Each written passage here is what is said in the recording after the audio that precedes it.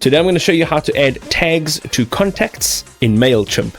So the first way we can do this is going over to the left hand side, clicking on audience, and you will see a list of all of your contacts. Now, quite simply, all we need to do is click on any one of these. Now, the email address over here is highlighted. It'll allow you to view the contact profile. If you go over here on the left hand side, you'll see name and when it was created, and as you go down, all the rest of the information to the point where we get to tags. Now, all you need to do here is click on add tag. You can choose one of your existing, or you can choose a new tag. Go ahead, hit enter, and that will be selected and added in over here as one of the customer tags.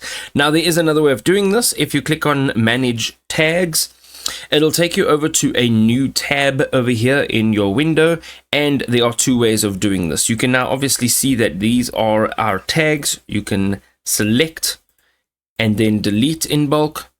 You can also see here that you can rename, delete, export, and a couple more options. You can create new tags over here simply by adding in a tag and then clicking on create. And if you'd like to do this in bulk, go ahead, click on bulk tag here.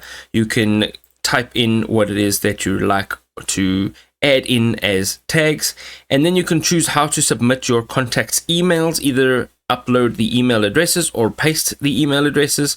Whichever way it is, go ahead, use that option, select an action, so you can tag these emails perhaps, or you can tag everyone except for particular emails. And once you're done, click on apply tag.